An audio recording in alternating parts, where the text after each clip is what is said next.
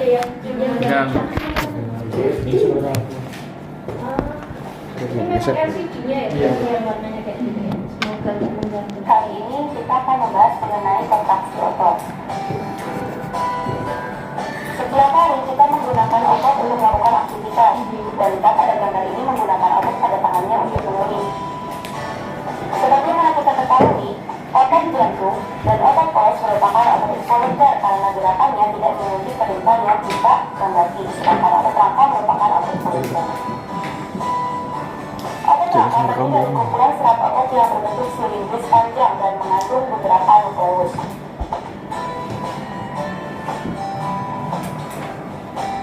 Otot rangka akan berkontraksi dan berelaksasi ketika menerima sinyal dari sistem saraf. Neurotransmitter merupakan tempat pertukaran sinyal sehingga tempat terhubungnya grup sinaptik akson terminal dan serat otot.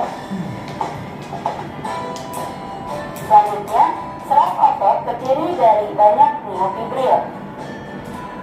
Miofibril mengandung unit kontraktil yang disebut dengan sarkomer.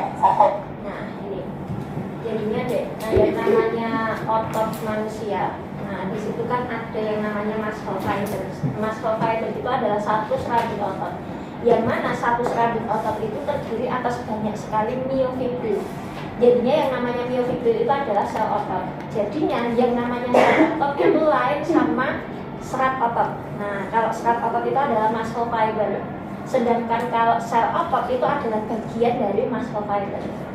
Nah, dan di sini satu sel otot atau satu miofibril, nah itu tersusun atas banyak sekali unit-unit kontraktil yang disebut dengan sarkomer. Nah, sarkomer ini adalah yang nantinya melakukan proses kontraksi otot. Nah, jadinya modelnya kayak gini deh. Nah, ini. Jadinya misalkan miofibril itu panjang kayak gini. Nah, jadinya ketika terjadi kontraksi otot bukan yang panjang ini nanti mereka akan memendek langsung seperti itu, bukan. Nah, tetapi satu miofibril itu tersusun atas banyak sekali potongan-potongan dari sarkomer. Nah, sarkomer inilah yang nantinya mereka kontraksi satu sampai ujung dari otot itu. Nah, jadinya itulah yang menyebabkan otot itu bisa memendek karena apa? Dari masing-masing sarkomer itu mereka melakukan kinerja kontraksi otot dengan posisi memendekkan dari sarkomernya seperti itu. Nah, sarkomer di sini terdiri dari beberapa bagian. Ada dua filamen di sini ada ya. Di sini ada filamen yang tipis atau thin filamen dan thick filamen atau filamen tebal. Thin filamen disebut dengan apa? Salah nomor satu. Aktin, ya. Thin filamen disebut aktin, sedangkan yang thick filamen disebut myosin. Nah, di sini ada dua garis juga yang terdapat pada sarkomer. Nah, di sini ada garis potong dari aktin yang membatasi antara sarkomer satu dengan sarkomer lainnya disebut dengan garis apa? Ya, Z line. Lalu di sini ada garis tengah dari sarkomer disebut dengan M line. Ini adalah bagian-bagian dari sarkomer. Sarkomer berdekatan satu sama lain sepanjang miofibril. Setiap sarkomer terdiri dari filamen protein yang tebal dan tipis. Karena itulah otot ini disebut dengan otot rolling.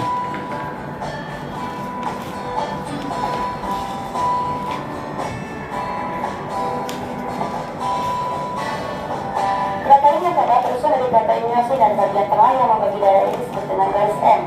Filamen yang tipis tersusun dari protein aktin. Garis potongnya disebut dengan garis Z.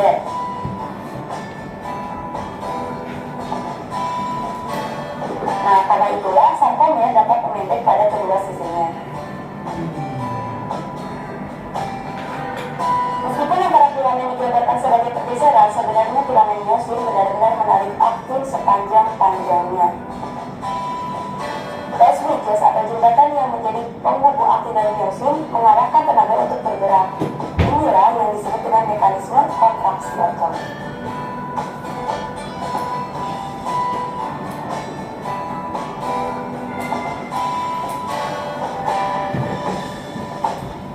Kontraksi otot dimulai ketika ATP yang menempeli myosin dihidrolisis menjadi ADP dan fosfat. Hal ini menyebabkan kepala myosin bisa menempel pada aktin dan membentuk jembatan aktin myosin. Ini adalah proses ketika myosin menempel pada aktin.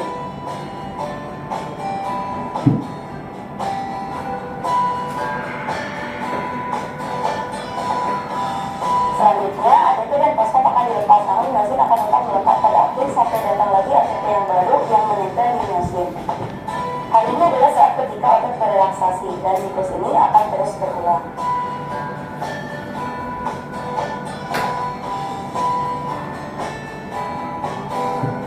Kontraksi otot dikontrol oleh ion kalsium filamen aktin akan berasosiasi dengan protein tambahan, yaitu troponin dan tropomyosin. Ketika otot berelaksasi, tropomyosin akan memblok jembatan aktin myosin. Ketika kadar ion kalsium cukup tinggi dan terdapat ATP, maka ion kalsium akan berdekatan dengan troponin. Nah, ini deh. Jadinya inilah proses yang terjadi pada aktin. Nah, tadi pada saat proses yang terjadi pada miosin, nah di sini dia membutuhkan ATP untuk proses penempelan pada si aktin. Nah, jadinya untuk menempelkan kepala miosin ini pada aktin, nah ini dibutuhkan ATP yang nanti harus dihidrolisis dulu menjadi ADP dan fosfat. Nah, setelah itu untuk melepaskan diri, nah si kepala miosin ini juga harus menunggu ATP yang baru lagi, karena ATP yang sebelumnya atau ADP plus fosfat yang sebelumnya itu sudah habis digunakan untuk proses yang sudah dilakukan tadi. Nah, jadinya untuk melepaskan diri dia harus menunggu ATP yang baru, lalu ATP itu tadi, nah itu akan digunakan untuk proses selanjutnya juga. Nah, jadinya ada perbedaan konsumsi dari energi antara pada saat si kepala miosin ini harus menarik aktin dengan posisi kepala miosin kembali ke posisi semula. Jadinya memang jauh lebih banyak mengkonsumsi energi ketika kepala miosin itu menarik aktin. Nah, itu kan benar-benar ADP dan fosfatnya kan dia habis. Nah, setelah itu untuk bisa kembali dia tetap membutuhkan energi. Nah, ATP lagi. Nah, tetapi konsumsi ATP-nya itu tidak banyak. Nah, sehingga sisa ATP yang tadinya digunakan itu bisa dipakai untuk proses penarikan di tahapan selanjutnya.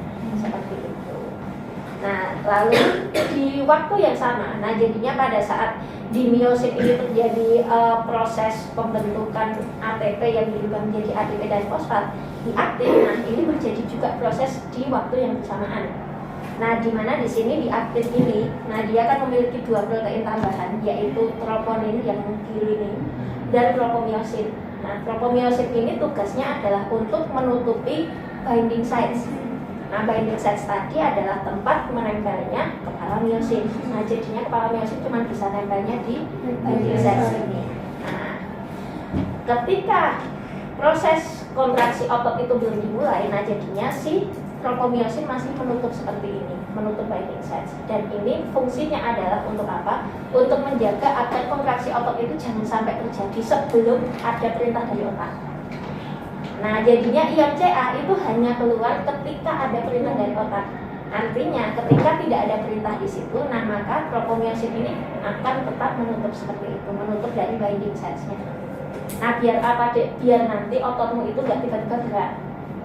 Nah, bayangkan kalau nggak ada tropomyosin ini. Nah, terus si kepala myosin tidak ada tropomyosin, lalu di sini binding sites-nya terbuka terus. Nah, tiba-tiba si myosinnya ini entah ada proses apa di dalamnya, kan kita nggak pernah tahu. Nah, tahu-tahu nempel di aktin. Nah, aktin tiba-tiba seperti itu. Nah, otomatis kan nanti akan terjadi suatu proses pergerakan di luar kesadaran kita. Nah, ya kalau yang terjadi proses seperti itu cuma satu, ya nggak apa-apa. Nah, kalau ternyata banyak, di sampingmu ada siapa, ada bapakmu, tahu-tahu tanganmu gerak segini, wah kayak gitu, wah dosa sih, tolong jangan ya. Jadinya itu kan yang menyebabkan kenapa Tuhan menciptakan yang namanya tropomyosin ini, nah, menghindari hal-hal seperti itu. Karena apa? Yang namanya otot rangka kita, kontraksi ototnya beda dengan otot jantung dengan otot polos. Otot jantung dan otot polos itu tuh kontraksinya kan pelan deh, pelan, tapi mereka kontinu terus-terusan. Artinya apa? Memang tidak menimbulkan gerakan-gerakan yang istilahnya tidak menimbulkan gerakan seperti itu. Nah, namun dia kinerjanya terus-menerus. Nah, beda dengan otot polos dan otot jantung. Kalau otot rangka kita itu kan menghasilkan gerakan yang benar-benar terlihat gitu kan deh. Dan di situ gaya yang dihasilkan itu beda-beda tergantung banyaknya kontraksi yang terjadi pada ototnya. Nah, nek delalah tidak sadar, tahu-tahu banyak, terus gaya yang dihasilkan banyak juga. Nah, ya kalau pas gak ada orang, nah kalau pas ada orang, nah otomatis kan nanti akan terjadi hal yang tidak diinginkan. Gerakan yang sedikit juga nanti bisa kok deh, nah melukai. Nah contohnya gini, kalau apa kayak gitu kan dikit tapi menyakiti gitu kan. Nah jadinya memang itulah fungsinya. Nah dan nanti ketika sudah tergabung dengan ion Ca seperti ini, yang terjadi adalah sehingga akan menyebabkan daerah aktif trombon. nah, daerah tropomyosinnya jadi aktif dan akhirnya membuka binding sites. Nah, prosesnya kalau sudah seperti ini, nadi aktinnya sudah ready, nadi myosinnya itu juga sudah ready. Jadinya pembentukan ATP menjadi ADP dan fosfatnya sudah selesai. Nah, di sini juga binding site-nya sudah terbuka. Kalau sudah seperti ini, sama-sama siap. Nah, si kepala myosin bisa menempel pada aktin dan bisa memulai proses kontraksi. Tuh. Myosin yang semula tertutup oleh trombonin. Hal tersebut membuat kepala myosin mampu berikatan dengan aktin dan berbentuk jembatan aktin myosin dan memungkinkan myosin untuk menarik aktin. Ion kalsium terdapat pada sarkoplasmik retikulum dan akan Nah, ini deh. Jadinya tadi kan ada ion Ca ya. Nah, ion Ca ini sebenarnya di mana asalnya? Kok tahu-tahu dia muncul? Nah, jadinya ion Ca itu disimpannya adalah mengelilingi dari miofibril. Nah, jadinya dia bukan mengelilingi otot secara utuh seperti itu bukan. Nah, tetapi miofibril itu banyak ya dia. Satu muscle fiber saja ada banyak sekali miofibril. Nah, si sarkoplasmik retikulum itu mengelilingi dari si miofibril ini. Jadinya dia itu menyelubungi. Jadinya ibaratnya kayak membungkus gitu loh deh. Nah, jadinya ini ada miofibril. Nah, si sarkoplasmik retikulum atau dalam bahasa Indonesianya adalah retikulum sarkoplasma. Itu dia membungkus dari miofibril itu. Nah, dan isinya adalah ion Ca. Nah, ion Ca ini bisa keluar ketika sudah ada perintah yang disampaikan oleh sistem saraf. Nah, seperti ini.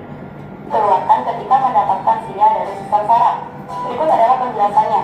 Neurotransmitter dilepaskan dari neuron dan mengikat reseptor yang mendepolarisasi selaput serat otot.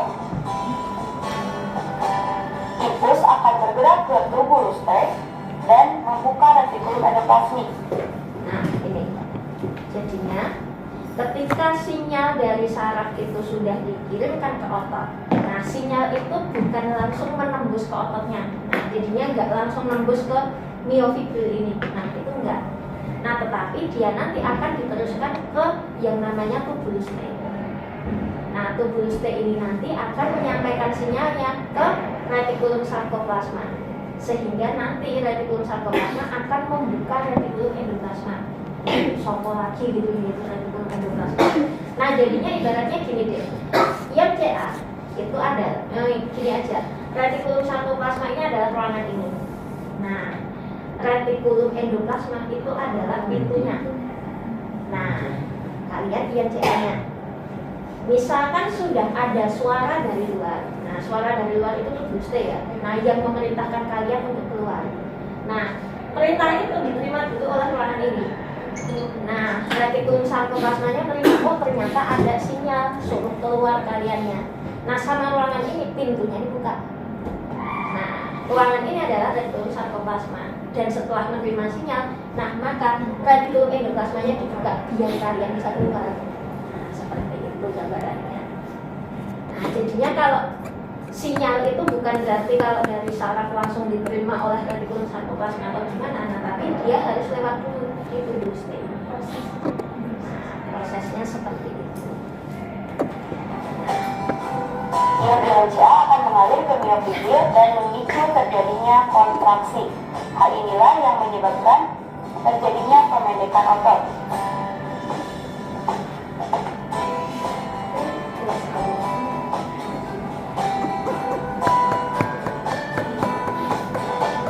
Selanjutnya, ketika otot menghasilkan kekuatan yang cukup untuk menggerakkan, maka memungkinkan wanita pada gambar untuk menulis.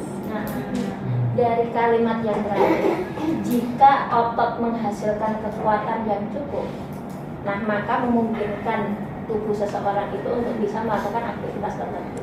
Nah, bagaimana caranya biar otot itu menghasilkan kekuatan yang cukup deh.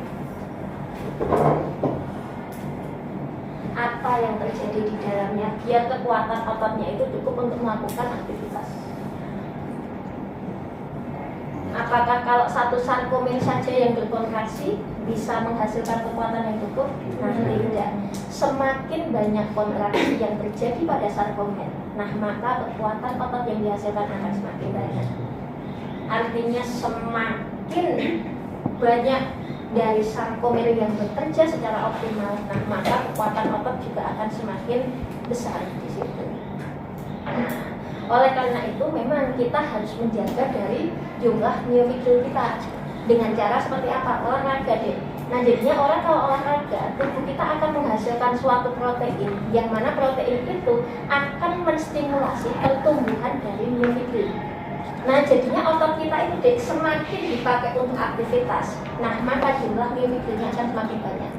Nah makanya kalau kalian deh, misalkan ngelihat teman kalian, nah awalnya dia tidak olahraga, nah terus dia tiba-tiba ikut olahraga dan rutin. Nah itu kalau kalian pegang ototnya, itu kok beda ya.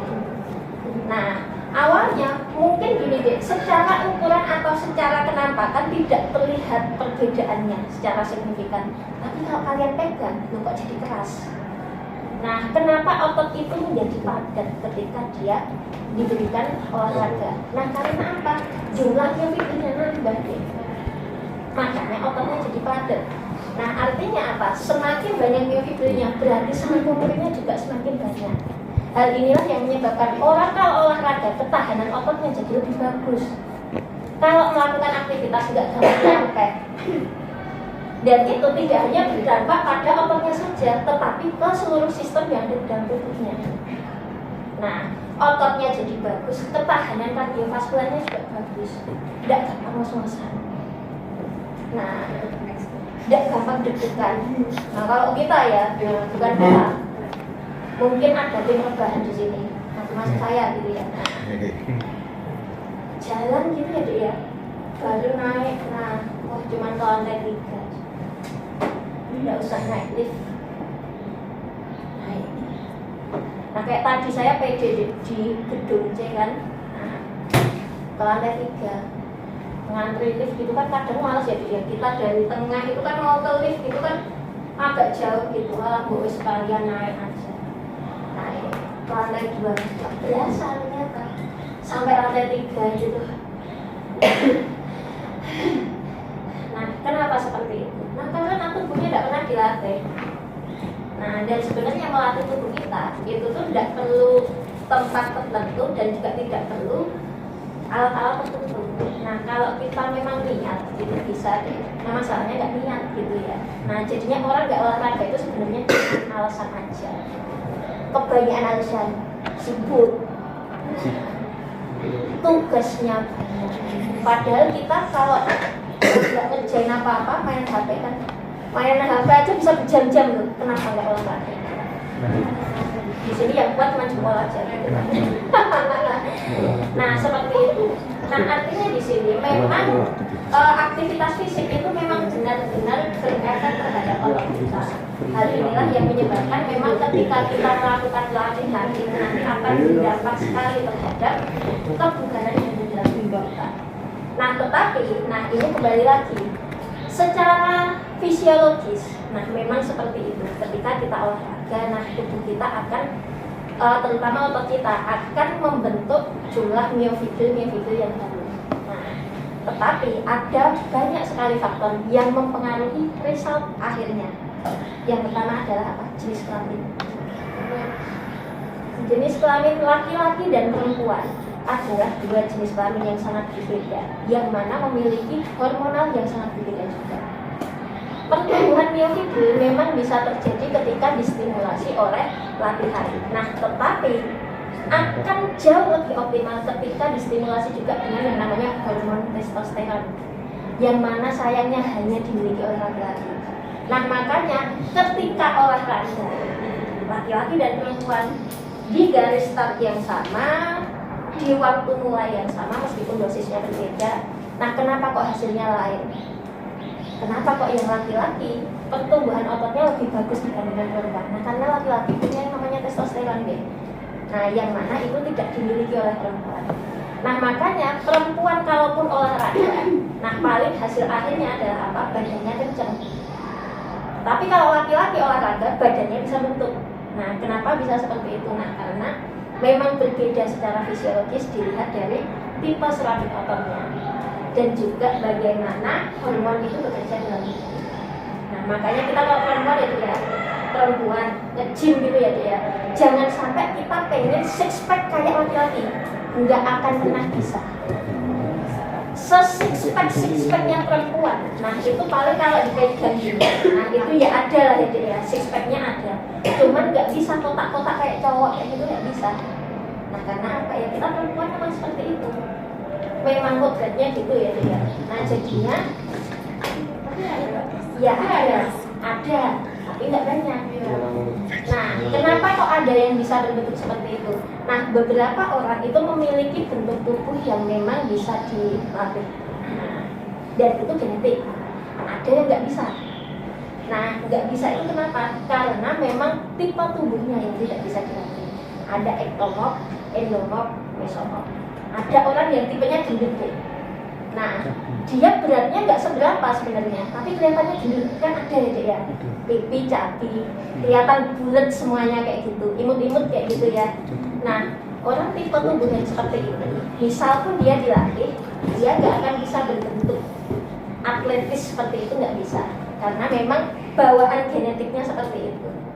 Nah, ada orang yang tipe ototnya itu kecil-kecil, tipenya kurus, yang mau dia makan berapa karung pun itu nggak bisa gemuk. Nah, ada yang modelnya kayak gitu. Orang kalau model tubuhnya seperti itu dilatih, mau dilatih pertumbuhan otot yang sampai kayak apapun, dia akan kelihatan. Karena memang badannya ya seperti itu. Nah, mau dia minum weight gain sampai berapa kali kayak gitu nggak bisa gemuk. Nah, karena apa? Memang tipe ototnya kayak gitu.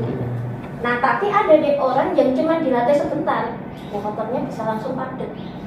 Nah, dilatih berapa bulan langsung dibentuk. Nah, itu memang bawaan ototnya masing-masing. Nah, jadinya deh, besok kalau kalian ternyata kerjanya jadi personal trainer, kerjanya di gym gitu ya deh ya, pasti kalian akan ada kondisi di mana kalian dapat klien dengan keinginan yang macam-macam. Nah, misalkan satu, dapat klien perempuan, datang badannya gemuk. Mbak, saya pengen perut saya nih ya, nah nggak gede kayak gini. Nah, orang kalau gemuk itu deh, terutama perempuan, itu biasanya gendutnya itu akan menyebar di lengan, paha, pinggang dan seterusnya. Nah, saya nggak pengen mbak perut saya gede kayak gini, ini loh mbak kayak gini-gini. Nah, misalkan seperti itu, saya pengen perutnya kecil. Apa yang kalian lakukan? Ya bu, ini aja mbak, sit up aja. Dek, tak kasih tahu ya.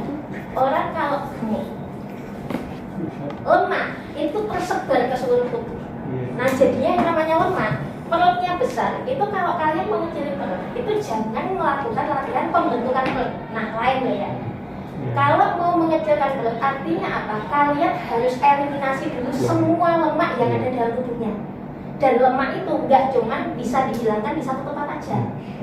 Nah, kadang salah kaprahnya adalah apa? Orang rasa gemuk, misalkan gemuk di perut, terus dia sit up. Nah, padahal gemuknya nggak cuma di perut, rata gemuknya, tapi dia sit up. Mau sampai gempor sit upnya, nggak akan juga perutnya kurus. Nah, jadinya caranya adalah apa? Sebelum pembentukan tubuh, hilangkan dulu lemaknya. Lemak sudah gone semuanya, nah baru bisa dibentuk. Tinggal yang mana dulu yang mau dibentuk. Nah gitu. Jadinya intinya adalah apa? Ketika kita mau ke level kebugaran yang misalkan pembentukan otot seperti itu, nah pastikan lemak tubuhnya itu sudah benar-benar di istilahnya sampai ke level ideal seperti itu. Nah, orang kalau ideal, pernah lihat ya orang dengan IMT ideal, lemaknya di mana-mana? Nggak ada. Orang kalau IMT-nya udah ideal, itu pasti jumlah lemak di bawah kulitnya itu cuma sedikit. Nah, dan di situ waktunya yang tepat untuk pembentukan dari tubuhnya. Nah, seperti itu. Jadinya kalian besok kalau ketemu orang gemuk, pengen ngecilin perut atau ngecilin bagian yang manapun, nah itu yang penting adalah hilangkan dulu. Dan ini adalah bagian tersulitnya. Nah, jadinya latihan pembentukan otot itu tidak sesulit latihan pembakaran lemak. Karena apa? Untuk bisa membakar lemak, artinya kita harus habiskan dulu energi aja. Energinya sudah habis, nah baru tubuh kita itu nyuwili lemak kita sedikit-sedikit. Nah, setelah lemaknya dikikis sedikit-sedikit, nah yang dilakukan selanjutnya adalah apa? Diatur pola makannya. Nah, jangan sampai baru dikikis sedikit, wah kan udah lemes gak karuan kayak gitu kan, langsung lari ke kantin, soto dibeli, gado-gado dibeli, semuanya dibeli, es teh, boba, apa-apa dibeli. Lah iya, pokoknya tambah baik. Nah, itulah kesalahan orang biasanya kalau olahraga. Kayak gitu deh. Nah, kayak mana mau kurus kan? Nah, apalagi yang ini deh, yang sekarang ini lumayan sudah berkurang sih ya. Kalau zaman pandemi kemarin itu kan banyak banget orang sepedaan. Orang sepedaan nggak biasa sepedaan jauh, tapi ikut-ikut temennya sepedaan. Dan kalau ambil jarak juga nggak main-main ya, puluhan kilometer. Nah, baru sepedaan bentar, ke warung soto. Nah, sepedaan bentar lagi, ke warung pecel. Gorengan. Sambil sepedaan makan gorengan kan gitu. Nah, apa yang didapatkan gitu loh. Nah, dengan harapannya macam-macam. Wah, kalau sepedaan itu nanti satu bisa kurus, satu terus bisa ini. Kurus dari mana gitu kan? Kalau akhirnya segitu banyak yang dimakan. Nah, seperti itu. Jadinya setelah proses latihan yang berat itu tadi, nah tentu saja makannya yang nantinya harus diatur. Eliminasi semua minuman manis. Kalau sudah bisa menghindari minuman manis, nah selanjutnya adalah porsi makannya. Nah, porsi makan tentu saja harus dilihat karbonya seberapa, lalu nanti garamnya seberapa. Nah, intinya deh, kalau bisa menghindari gula dan garam, itu akan sangat mudah mengurangi berat badan. Nah, sayangnya kita kan susah gitu. Es teh kalau nggak manis, nggak jadi es teh. Nah, terus kalau misalkan makan nasi nggak banyak, nggak kenyang kan gitu. Nah, padahal itu yang memang harus diatur. Nah, dan kesalahan orang diet itu adalah apa? Biasanya mereka sukanya gini, misalkan makan gitu ya, intinya kan makan nggak banyak. Nah, terus makan sehari sekali. Nah, itu adalah kesalahan yang sangat besar. Karena apa? Ketika tubuh kita itu diberikan shock terapi seperti itu, nah itu adalah kondisi di mana kita ngagetin tubuh kita sendiri deh. Yang biasanya makan bisa 3-4 kali sehari, tahu makan cuma sehari sekali toh. Tubuh kita akan melakukan respon proteksi dengan cara apa? Saraf yang nantinya membuat kita lapar itu menjadi lebih sensitif. Nah, malah justru kita lapar terus, gimana kita tidak tersiksa coba deh, lapar terus kayak gitu.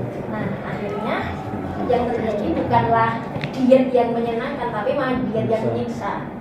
Kalian bukannya tambah kurus, stres deh. Jangan lupa stres menyebabkan lemak yang harusnya kita bakar itu jadinya kayak apa ya dia itu terhalang gitu loh. Nah, jadinya mau dipecah itu terhalang karena hormon yang keluar dari stres kita itu tadi. Nah, dan salah satu hormon yang bisa mempengaruhi adalah kortisol. Itu adalah hormon stres kita. Nah, makanya yang namanya diet itu memang benar-benar harus diatur oleh orang-orang yang memang paham. Nah, makanya di besok kalau kalian ngelatih orang, terus kok ternyata nggak bisa jadi.